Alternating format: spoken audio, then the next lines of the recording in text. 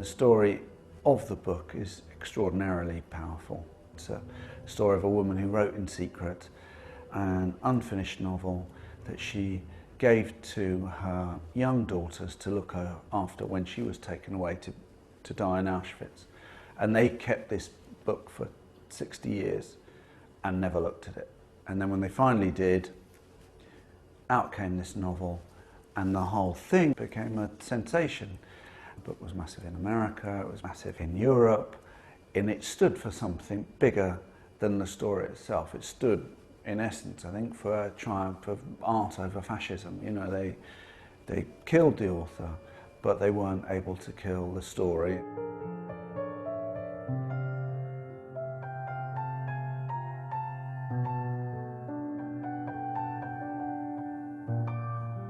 It is a book written in very unique circumstances. It is a live document of occupation. It doesn't have any retrospect in it, which is what makes it particularly interesting snapshot of what it was like for families.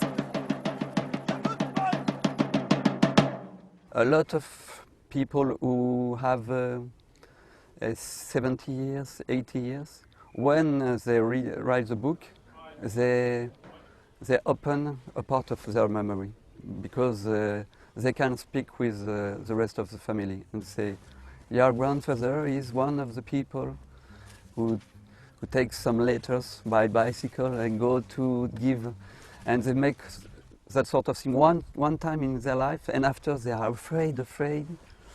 But how do you do if you live at this time? What are they? They are from your neighbours. They were waiting for us at a town hall when we arrived. They're gossip.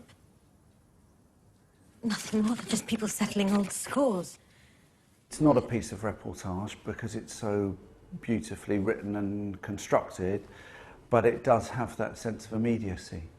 And, you know, I have a background making documentaries, so the fact that it was incredibly authentic and written at the time and didn't have a benefit of hindsight and was like a kind of time capsule in a way that had not been seen for 60 years.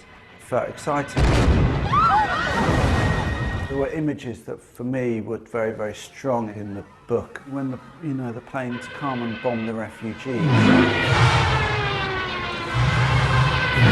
that I felt needs to be brutal and very, very scary, and people running into the fields of wheat and the wheat being flattened, and then they rise up from it amongst the smoke and the debris. And so I tried to kind of capture, if only a fragment of what was going on in a 200-page novella, but something that I felt really had the spirit of what was going on, that kind of fear and panic and the sense of this being a story of the war told from a civilian's point of view.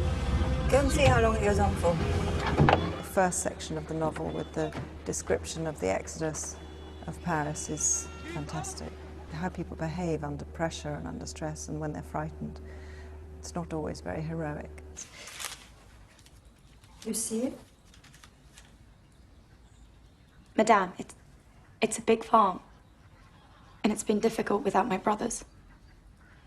We'll put what they owe us down to next month. I think this book and what the film does as well, it's everyone is shades of grey, and you have people that are kind of acting very inhumanely amongst the French, amongst their own community of people they've known for so long. So that's what I loved about the book. It wasn't sort of vilifying the Germans. It was almost vilifying the French and saying this is what happens when people are put under pressure. They don't look out for their own, they look out for themselves. Beautiful scent. Perhaps I could buy a bouquet for my bedroom, cheer it up a little. My grandmother say the occupation is worse than the war, because you know the name of the enemy, and if you know the name, you drink the coffee with him one day. You will sell some bread. In the war, you don't know if the man you shoot is kind with, he has a family, he's a kind man, you don't know. The book is particularly interesting on the idea of the German characters and what represents the good and the bad Germans and humanising them. And some of the controversy around the book is absolutely to do with these issues, that it was seen as rather shocking that in a way that these characters are seen as flawed and real and human, and they're not your textbook evil Nazis by any extent. The piece you keep playing, I don't recognise it. You wouldn't. I've studied music, you know. Not this. You wrote it. I was a composer before the war.